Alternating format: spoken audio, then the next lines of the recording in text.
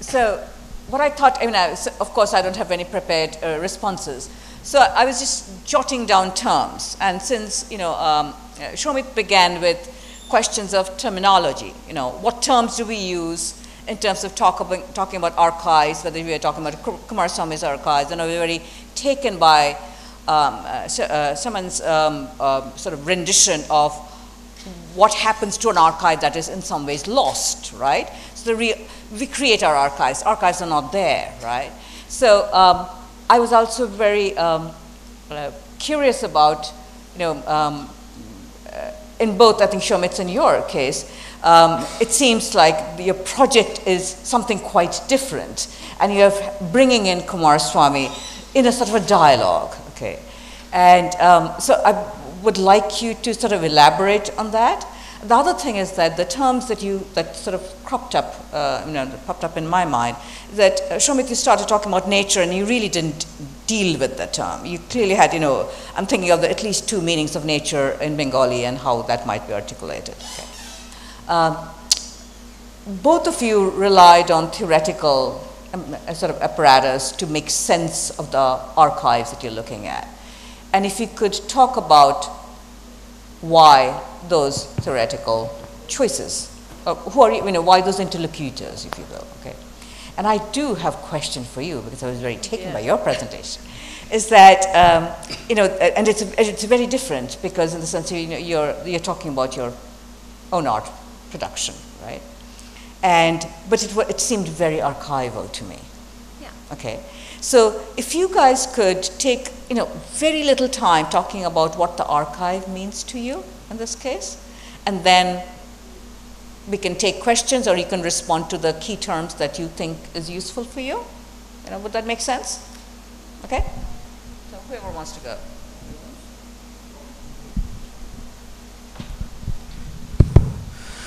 See, for me, archive means it has to consist everything like legend, folk, oral history, the photographic evidence, sometime the man-made archive. It has to come all together, because only man-made archive in library or some catalog cannot complete the next step of history.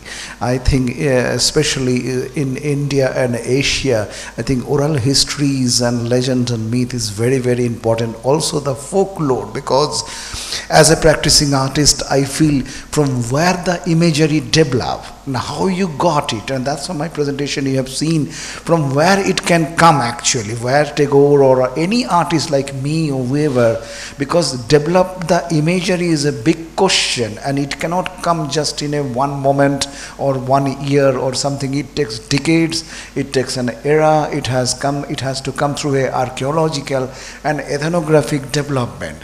So it has to consist all these parts in archive means for me. That's what I do actually. Right. So, Swati, I think there are two things going on. One is that we're all trying to speak this language of alternative frameworks or alternative entry points to write alternative art histories. So I think that the exhibition or the framework of exhibitions or exhibition making becomes that alternative entry point into understanding this landscape of, how art was being displayed and taste was being made. Now, having said that, we know that there are colonial exhibition records at the India Office Library and South Kensington in London, but scholars have gone back and forth between those archives. So I think the idea was to shift the location and look at a provincial archive and its own backroom surveys and mechanisms to then understand that the exhibition was actually more multi-authored than we think it was. So it was not, for instance, the colonial bureaucrats or administrators who were setting up the exhibition storylines. I think you had these grassroots surveys and native committees which were being set up, and the colonial exhibition committees were actually highly reliant on their inputs. They wouldn't have been able to function and have 1851 and other exhibitions onwards without the native officer or the native craft surveyor's inputs. So I think it's two things, an alternative entry point and a provincial archive.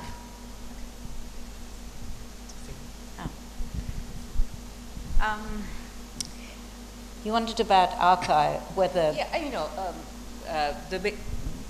looking at your, hearing your narrative, very, very, very powerful, and the images and the choices you make in terms of creating, and I call that archive. You're, and you were very explicit about the archival process in some ways, but I want you to elaborate on it. Okay. So, archive's a curious word, because it's making a record that remains, and then that becomes a form of truth, which can be looked at later.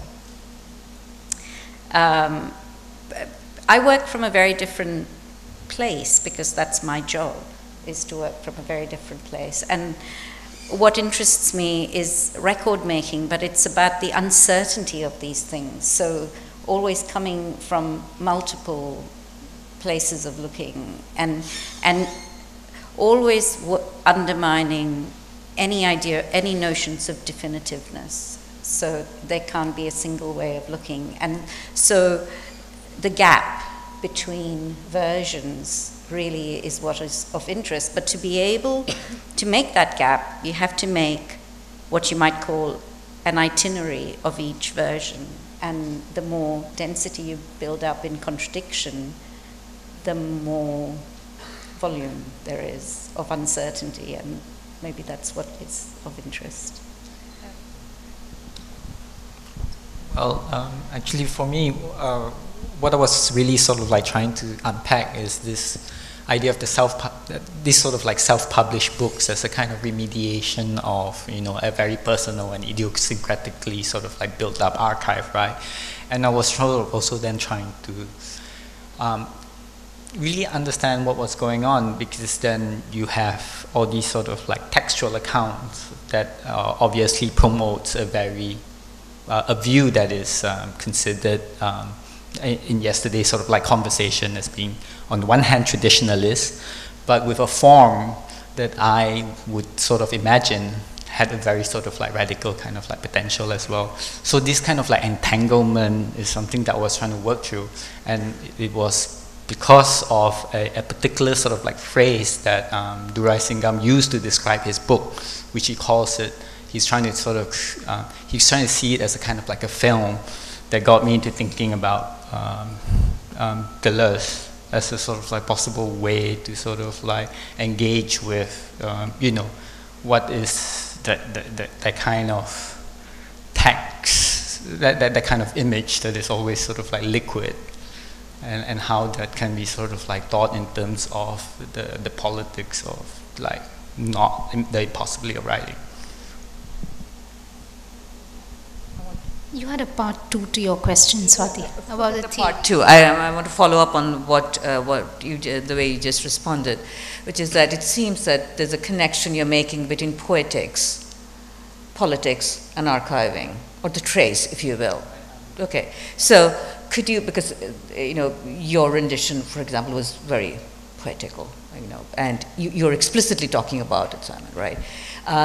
Perhaps Priya's is the least of that, but I may be misreading it. Okay, so what's the role of poetics in constructing our archives? Okay, the choices we make, right? And I'm really not thinking about archive as the library, India Office Library. That's not the archive. The archive is what you construct, right? And of course, it's a product of imagination. It's an imaginative move. So, what is the role of poetics in it, if you will?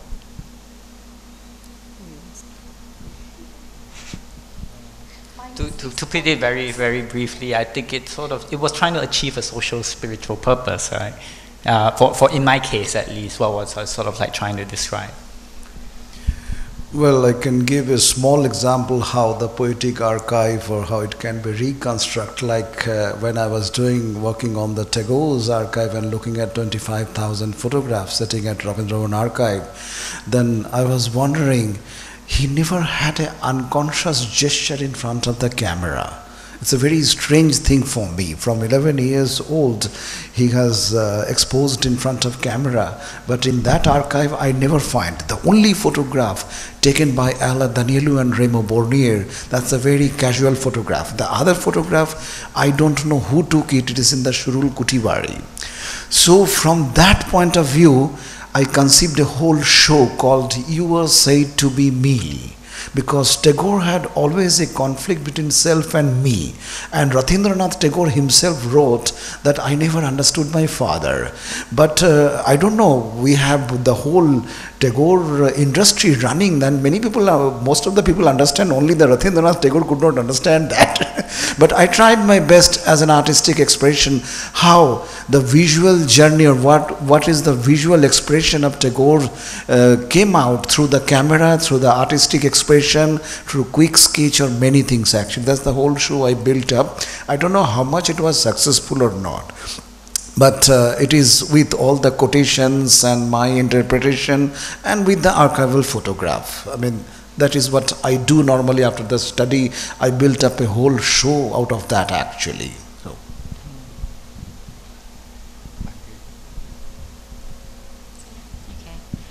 Okay. Poetics, I guess it's how not to speak or look in a straight line. So it's to say, to hold on to your content in a slippery way. So it's a kind of evasiveness that allows ways in without fully pinning things down. I mean, I'm being evasive even in my answer. No, that makes sense, withholding commitment in some ways. It's not even withholding commitment, it's it's about maintaining a curiosity. It's a different way to put it. Okay. Or play, as I described it. Okay. I don't want to sort of hug the mic, so questions if you have, and then we can have further discussion.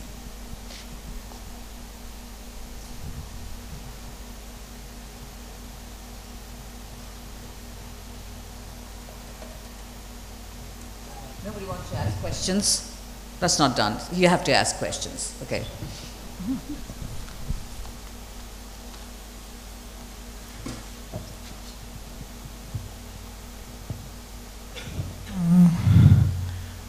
This is for Simon Soon. While you're presenting a paper, like what Durai Rajasingham does for Kumaraswamy, it's arguably like a what I think Madhava Prasad called fan bhakti in case of film studies, right? So I am Madhava Prasad, the film studies scholar, like he theorizes in film something called fan bhakti. So it's a fan bhakti, yeah. Okay. So I think maybe something of that in what he does. So I was wondering what kind of, since you brought up theoretical apparatuses, I was wondering, it's an extremely complex phenomenon, this outpouring of like a like obsession of a, and it's also scholarly. It's not just like a fan fiction or just writing in your own diary, right? It also has a public and a scholarly and a pictorial form, which is exhibited and published, and so it's extremely complex. So I was just thinking, like exploring like randomly what could be the other theoretical apparatuses to understand and pass this phenomenon. So I was just wondering, have you... What are the other theoretical sort of like apparatus? I guess I touched a bit on how he has sort of described Kumaraswamy as a Kala Yoga, right? I mean, so there's obviously an element in which there is a social spiritual sort of like goal to this kind of like project, and I linked this specifically to a kind of political project that was trying to that he was trying to create a sort of like trans-local sort of like public in a reaction against what was happening as the Sri Lankan sort of like civil war erupted. So I don't know. I mean, if you have a sort of like another theory as to how to sort of like approach this, other than through sort of trying to understand this as a sort of form of allegory that I propose, in terms of how it sustains certain sort of like the tension between tradition and radicality in the form and the sort of like content in which it's presented. I'm happy to hear it. But as of now, that is the sort of like, that's how I've been sort of like trying to sort of frame this. I don't know if I've sort of answered your question. Unless, yeah. No, what I found like the most interesting is that letter when he kinds of like spawns him. So that interesting part is that he's seeing the Rajadurai Singham is seeing it kind of like a Guru Dakshina, or I think you use the word Guru Yoga, yeah. And it's like kind of a offering to the Guru, which has like he has adopted as a Guru, and makes like Kumaraswamy extremely uncomfortable. Yeah. So he's like, his reaction is so modernist. It's like, I am my work and nothing else. So no personal questions and all that. And but the thing is, in the first half of the letter, he's showing how uncomfortable he is, and the second part of the letter, he is giving him all the material, but he's also at the same time pretending that, oh, I'm doing it just because, like, you have asked for it, don't really like it. So this divide, he's both enjoying it and spurning it and kind of giving a face. So this entire thing, I'm like all the structures of emotion which is playing here, with a modernist and otherwise. Do you see that as a form of... That is extremely interesting to see him, like, to pass him as a person. So I found it very interesting. Yeah. I mean, for all I can sort of like gather from the material, I've found that I wasn't able to sort of really fully understand Kumaraswamy as a sort of like scholar, or even his sort of like scholarly output,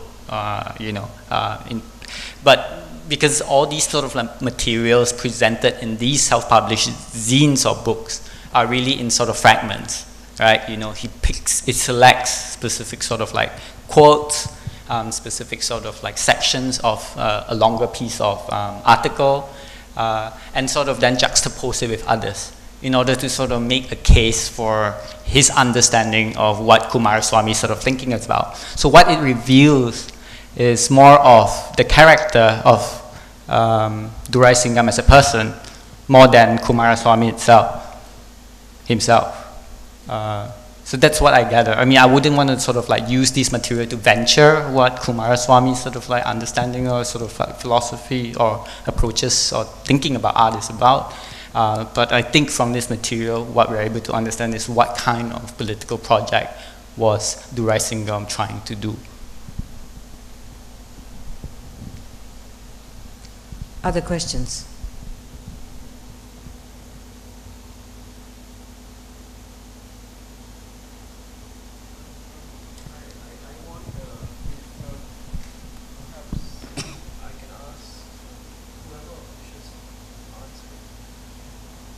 I mean, this Priya, you mentioned this idea of the provincial archive, and Simon, you used what's the phrase you used? Lost track of my notes here, but you said kind of border dwellers, sort of minor literature. Minor literature, yeah. And Samit, you've been wandering around Calcutta for a long time, in a way, right? And Samit, you've been wandering around PD, Port Dickson, for a long time. And I wonder if I may invite all of you, or whoever chooses to answer, about what, in some ways, this mode of working tells us about the modern, or whatever that phrase may mean in today's context. Because there are all these multiple approaches, not that one way of taking. We're not locked in. In fact, from where we are writing, and I think Priya and Simon will attest to this, for us, phrases like the modern are just flying up in the air in Southeast Asia. We're still writing it, literally. And we don't agree, but we don't disagree either. And it's a very different environment in which we are writing it. Unlike what's in India, for instance, there is a sort of a canon that has been built up since the 70s. rightly or otherwise. Yeah, I just want to see what your perspectives are on this. Yeah.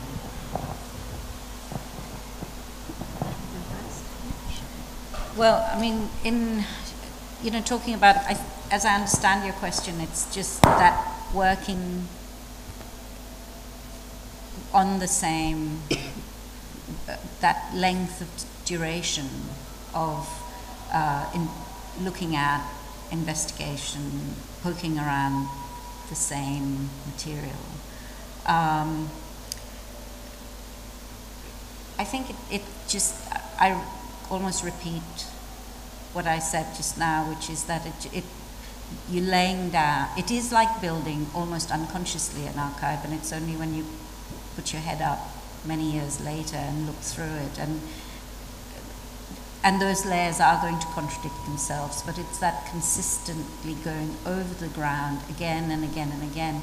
And your way of thinking also changes over time, which I think is very interesting, and your point of view might change, and what you see, which is precisely what I said about that site I went into. It wasn't until you asked me that question of, could you think about Kumaraswamy, I went back into that site, and I've got a lot of other records of that precise place over 15 years. And this has brought another layer in. So I don't even know if that answers your question, but it's a little description of my process. I'm just going to link my response to Swati's question about the theoretical apparatus. So, if we do have this new data from a new or a provincial archive that has not quite been mined in the same way that other archives have been, I suppose if you just have this material, it's going to remain at that empirical data. So it's important for us to bring these theoretical frameworks to bear on our writings, especially if you're writing from within an academic institute or position, right? I mean, this is an in-between space. So we're looking at different kinds of responses. It's possible to, to organize an archive in a different way if you're an artist or a curator. But I suppose it's also important for us to respond through the language that we've been speaking in academia, in terms of theoretical frameworks, arguments, unless you have a different response. Yeah, my point is not that you choose a theoretical response. We all do. We sometimes choose self-consciously and sometimes not so. My question is, why that theoretical framework and not others? The choices one makes when one, produces that analytic frame. Was my question. So these questions. You see, as per my experience, Shabir, what you have asked, archive and history and this archaeology grows with my life and the artistic practice. I mean, the last year, I curated a major show in Paris, and I was also, as a practicing artist, I was part of that. And the question was that what was exactly the modernism, and after 47 suddenly the idea of Bengali school nationalism, imagery, all those lyrical things is all disappear. People have started looking at Paris capital. So I was wondering what happened to these artists and how they have the struggle within them and how was the artistic practice. So this show was built up, let's say 50% art, whatever we can gather from Paris in the exhibition hall. At the same time, I got a fantastic archival material, which is study material published from 1920s to 1980s, because that's the kind of a 6th decade I think one need to look at it, what was happening.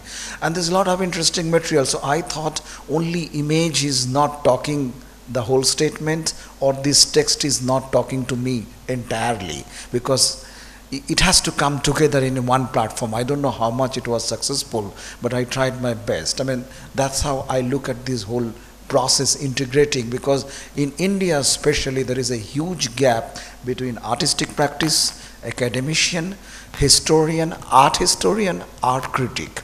And I think, I don't know, I'm not the person to sort out that big problem. An artist, we have a big ego. Swati, we have a big ego. That's a huge problem with artists. With it, we made it. But I wonder from where we get the image, how the visual vocabulary develop. It's not just us. It's not just artists. It has a lot of deeper layer more than that. Yeah. So if I may sort of like respond to your question about, you know, what are our thoughts on sort of like the modern, right? So part of what I'm sort of like also trying to sort of, you know, so much of our sort of like discussion of the modern is sort of like framed alongside this idea of the nation as well, right? So for a long-term sort of like project I'm trying to sort of like think through is to sort of like recover various sort of like modes in which historiographical discourse can exceed the nation. Part of it has been sort of like discussed in this presentation here today. But then there are also sort of like others, such as, for example, an Ustads from Kelantan in the 1980s would have sort of like locate the beginning of modernity to a sort of climate sort of like cataclysm that was happening in Kelantan in the late 19th century, and use that as a way to sort of like narrate an art history for Kelantan. This is one of the northeastern state of Malaysia, and this was sort of like produced during a time where there was sort of huge sort of like political tension within the state that would ask for a different kind of response to a local history as a way to counter that of the nation state. So that's another thing I'm working on. And the other one is to sort of look at this Peranakan sort of scholar who was based at the Asian Art Museum that, at the University of Malaya in the 80s, and looking at her sort of like interest in Majapahit and Chinese sort of like interaction with Majapahit as a way to sort of like think through what are these sort of like early modern sort of like encounters that would have produced a form of, say, hybrid art. But all of these goes to say that these are not, I think, ultimately projects or historiographies that are about identity politics. And that is what I don't want to reduce these things to. And you know, when Getty comes up to me and then says things like, you know, these are identity politics sort of like projects, and I go like, no, these are not identity politics. You cannot use your American sort of like, you know, yeah, discourse and sort of like to frame the sort of like the really sort of like complex kinds of negotiations that were sort of like going on in this part of the world. And I think it's to sort of like offer different kinds of imaginative vector into thinking about what we can sort of like recover from the modern is where I'm sort of like trying to take all these sort of like project towards.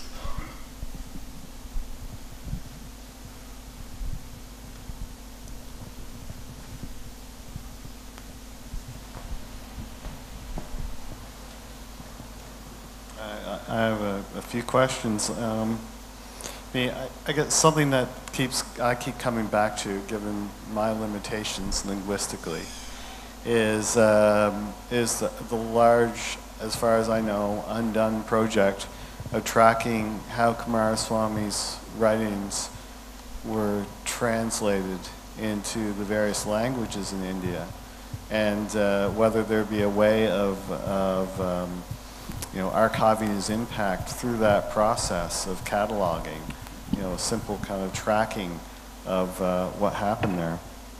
But Priya, I wanted to mention that in the English arts and crafts scene, and also in the United States, as the movement evolves, there is conversations about accommodating manufacture, and discussions about how the core value that concerned Kumaraswamy, Morris, and others of the artisan's relationship to their work as a creative activity could be accommodated, you know, once you elevate the artisan to kind of a role as designer. And within the radical side of the arts and crafts movement, there were people who were saying, well, you know, and Kumaraswamy even talks about a possible function for the machine within a society that's oriented around, you know, this new medievalism, for want of a better way of putting it. So that might be, I was curious about, because you're talking about basically that being manifest and realized in Baroda, right? So what you're saying is that this possibility of a dialogue or the conversation between these reformists and the protectionists continues all the way through. Yes. Yes. Yeah, and actually starts having very concrete outcomes in terms of how some of these arts and crafts or projects are operating in relation to mass production. Yeah, so I think I'm critiquing the, the framework in which we tend to view the Indian cultural or the South Asian cultural nationalism and the crafts discourse, where we seem to be reducing these ideologues, in a binary position. So that then it appears like they are in a situation of conflict. Right. And then I'm suggesting that for art history, possibly this space of the exhibition making, cataloging, and hence taste making could be an alternative entry point to understand that after all, these views were not as exclusive, is what you're saying. They were mutually constitutive and sort of informing each other. Certainly informing the conditions of production. Anyway, that's just an observation. Something that occurred to me as very relevant, and I want to go back and look at some of Kumaraswamy's writings with that in mind. Sorry, Alan, if I can interrupt you. This is the problem that I'm trying to grapple with. Yes, they seem to be talking with each other, but why then does Kumaraswamy leave out these experimental genres from, as Iftikhar said, the MSA, the Medieval Sinhalese Art, and then the 1909 publication? He seems to be consciously leaving those genres out and not acknowledging them, for instance, at least in this early period. And then I'm not very well informed about the Boston Art Collection and what he does there. But I think you have Vishaka Desai and Frederick Ashaw who are very critical and who seem to be saying that this approach of excluding the contemporary and the experimental continues to be in the way that he curates or acquires for that collection. I'm not entirely sure, but this is a criticism. So I find this problem very hard to grapple with. Yeah, well, on my end, I was thinking about revisiting his knowledge, or how C.R. Ashby's guild is working, where Kumaraswamy is living, and also whether Kumaraswamy, who knew Roger Fry personally and was involved in the founding of the Oriental Society, the Society for the Study of Oriental Arts in London, whether Kumaraswamy had anything to say about Roger Fry's Omega workshops, which followed the design model that I was just talking about. So your talk was really generating a lot of ideas of further inquiry for me, so thank you very much for that. Thanks. Simon, I was curious about the tragedy of the entire archive being burned down. I was actually hoping to meet Shamani here in this sort of like summit to actually find out if anything would sort of like survive. And unfortunately, she left last week. So that sort of conversation will probably have to, continue over email. Maybe some introduction has to be made. But having... Oh, please.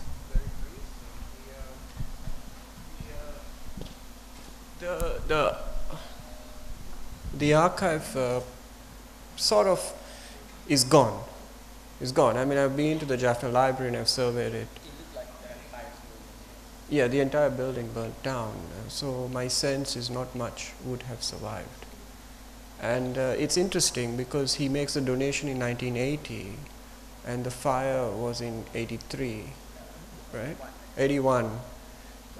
And my sense is that the burning really marked a massive turning point in Sri Lanka, and I think also as the renaming of the street highlighted. So some of those early stories that Kumaraswamy writes about the great kings of Sri Lanka, the great Sinhalese kings of Sri Lanka, in some ways come around and catch up with how his own memory will be remembered. But it will be interesting to go to the Jaffna Library and see if anything at all did survive. As far as I know, not much did. Yes, and could the books, the way they're designed, even serve as a record for what's been lost? Is there any way that they could be analyzed from an archival point of view? I think so. I think that's what I was hinting, as much as it did serve a particular kind of like political imagination. It was also very comprehensive. There are really bibliographical indexes. I've flipped through them. You've flipped through them, so you would know how extensive some of the materials are, and also in some ways how kooky the rest of the writings can be, as it's in the way that it's being sort of like compiled. So, Samit, you mentioned that you discovered Tagore Kumaraswamy correspondence recently. What languages, or is it just in English, or is it in a multiplicity of languages, that correspondence, and what are the dates? Well, the Tagore to RNT and AKC, Rabindranath Tagore and AKC, they are just, I think, 3 to 4 correspondence I got. The language is English, definitely, not in any other language. And they're discussing about the education and how the idea of nationalism. So very briefly, it's not very extensive letter, but it's good to see that. The other couple of letters I got, the AKC and O.C. Ganguly, because O.C. Ganguly used to run the magazine journal called Rupam. So O.C. in that letter, O.C. Ganguly has mentioned, have you read those books, what I have said and what you find? It's all about this Bharat Charitram and all those ancient texts and all. So it is also an interesting evidence that one could see how he was involved and engaged with this whole trail.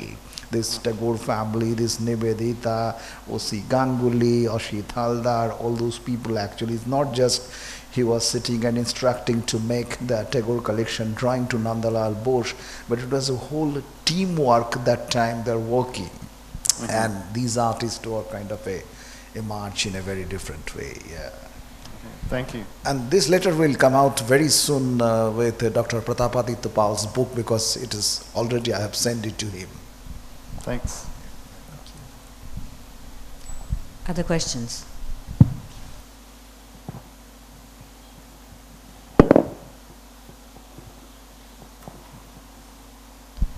I'm just wondering if we can discuss this idea of taste, which Simran brought up in her reading. And Simran said, she's still trying to figure out whether is it intuition, is it prior knowledge, what is it that informs or constitutes taste. And I think that's something that comes up in my presentation, that when you have the protectionists endorsing or receiving a hybrid object, clearly taste is not being informed by ideological positions alone. So maybe Simran wants to respond. Okay, how do I approach this?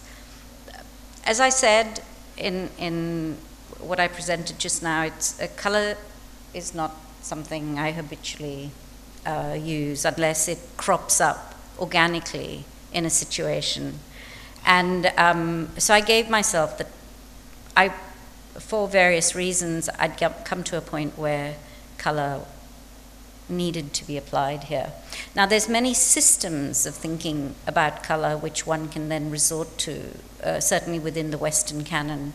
There's rules about color, and I obstinately refused to read any of that material, and because I haven't, at art school training, I hadn't been worked into those materials already, and decided that I would actually try to figure out how to arrive at choices of color, and in what I've been working on this for a couple of years now, in what you reach for before you can start to let yourself go down that thinking.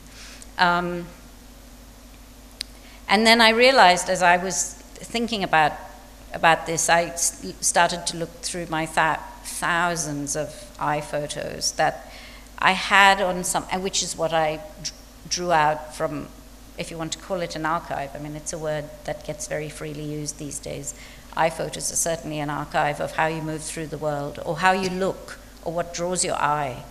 And so that I drew out 10 from the last 3 or 4 years to think about that question, but also and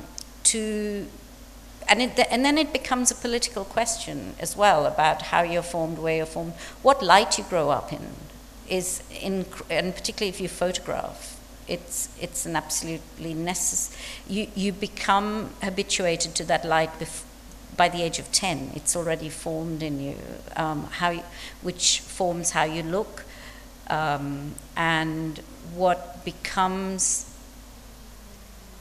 the ground or the normal on which you stand.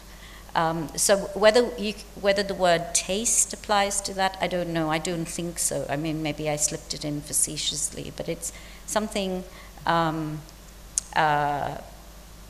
There's something in that, and I have held off reading about it, and there's a great deal to read about, going back to Goethe's color wheels and Joseph Alber's studies at Yale and all of that, as received absolutes in the study of color, and then the breaking of rule, and maybe taste then does come into it, that you go against the grain, but not as a going against the grain, but as reaching into another place where it's a little bit like language, what your vocabulary or your lexicon is, and how to make those decisions before you actually do let things like language or poetics, or all of which is why I was being so evasive about that, because it is experimental a little bit, and maybe it's not even, maybe it's just, again, as I said, it's playing with something, and if I articulate it more than what I do, then I undo what I'm actually setting out to do. So I'm avoiding that. Other questions?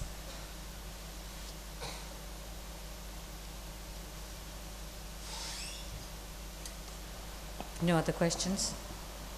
Oh.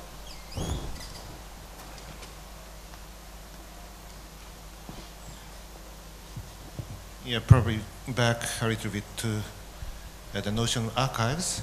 The archives from the beginning at the moment of the birth, is already fragmentary, and it's destined to destruction. And it's because of that predestiny that we try to keep everything and put into archives. And this is a little bit abstract, but I want to be concrete. Yeah, we have seen from first presentation, the torso. The Buddhist statues, which are already fragmented, the arms and legs are already lost. But it was put. From my presentation, is from my presentation? Yes. Buddhist statues? No, in the illustration that I don't know. I think there was something juxtaposed with the Rajput Yes. painting. Okay. Yeah. Okay. And anyway, the first thing is the torso as a fragment was put in the museal space and exhibited for the viewers. And this is not the I would say Oriental tradition, but still to put the statue of the I'm too tired today. And the torso in a museum is a Western practice, and put the Buddhist torso in that context is quite new. I think it's only from the 1890s. And in China's case, for example, the Buddha statue was not belonging to the high art, fine art, because it's for the cult, for the beliefs, for the religion. So it was only in 1936 when in London there is a huge China art retrospect was held. It was the British who put the Buddhist statues in as if it were a statue in equal footing with the Greek and so on and so forth. So how to contextualize in the Western, through the Western criteria, this kind of Buddhist lyrics is already quite problematic. But at the same time, why torso? It means that there was, in ancient times, glorious, splendid civilization was in India, but it's already lost. This is the Orientalist reading. It may be one possibility, but on the, at the same time, the fact that we only can receive, can perceive the fragment, the torso, it may be a kind of metaphor of the archive at the beginning. Because in archive, you have only the fragment or the torsos. And as it was the case for the library is destined to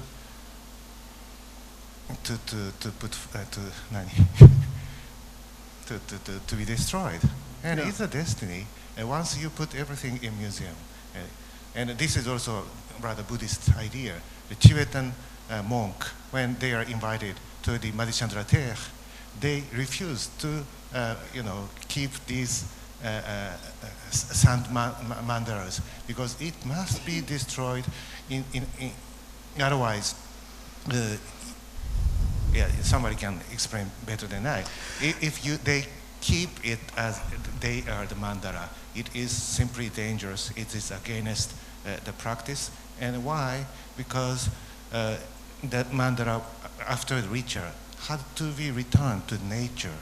So the thinking of archive, keeping the pieces of work for eternity, is against the Buddhist rule and so forth. There's so many complicated things coming together in that museum archival practice, and which we should, French is much easier for me. We have to put into question. And this is, all the presentators put on that aspect, how to deal with torso, because we are dealing with torso as creators and also artists. Because your work was inspired from the ruins, and without ruins, your imagination wouldn't be ignited. But I think it's very important, and I was very moved. Well, I think already you have very good layers of answer for the question yourself, that metaphor as you use the word. As a practicing artist, I use that thing metaphor quite a lot. I mean, I find that resonance, and of course, archival study is something which grows and grows and grows. Like, if you ask me tomorrow for this presentation, it will be a different slide perhaps. So it grows like that, and of course, something resonates with the visual, it's stuck in my mind. Then second step, perhaps I look for the history or text and all. And many times, even it is a very different text. Archival study is a very interesting thing. I mean, when I was looking at Henry Cartier-Bresso's photograph, and all the American book it's written, it's called Decisive Moment. Cartier-Bresso means decisive moment. So recently, the director and archivist of the Cartier-Bresso Foundation, they said, no, he never liked this word. And that is one reason he left Magnum photos. I said, oh, this is something very new for me. So, first I don't go with the text honestly. As an artist, I just look at the visual, I start with visual, how it is speaking actually, how the photograph, how the imagery, how the drawings are started having a dialogue. That's how it starts actually. It might be very weird thing, the artist may not thought even, like I shown some Gaganendranath image, the black and white from Red Oleander, at the same time Jorashako Tagore house images. It's just a mind juxtaposition I'm showing. Okay, look at Gaganendranath, how you can say this person has inspired from only Cubism, but he might have inspired from the house itself where he was living, because his literature also developed from that. So it is a bit of fuzzy layer with the artistic practice. It's not very typical with the academician, because academician, they need to look all the traces and then they find out, then they will go the archaeological excavation. So artists sometimes, we don't work hard that level, honestly speaking. You know, sometimes we just think, oh, this must be happen like that. And sometimes happens, sometimes doesn't happen. But also it is an interesting reading. It is also an interesting reading of the re-archiving the whole imagery. Like when I did photography from this John Marshall book with the high-powered sophisticated macro lens, those small Indus Valley statuette, and if you have a large print, it speaks very different language actually. So, you know, the scale change, there are many layers applicable actually here. I mean, this practice is something, it's my own. I mean, I can't say this is the right one. I can't say this is the ultimate, but this is just one way to look at it.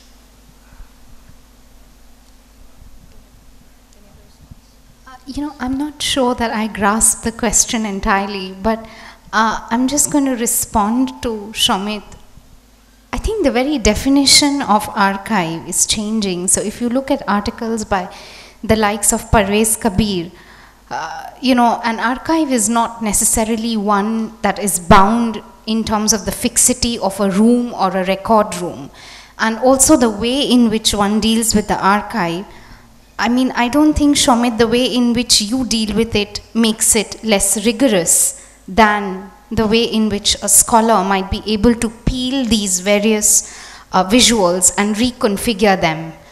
So I think reading the archives, recontextualizing selection of these images always has that element of subjectivity, and there's some amount of decontextualization and reconfiguration that goes on. I'm not sure that one is less rigorous than the other. There is no method to read the archive. Or maybe there are methods to read. The methods. On that note, I think Mustafa is looking at his watch, so that means that we're over time. Well, thank you all. This was a pleasure. Thank you.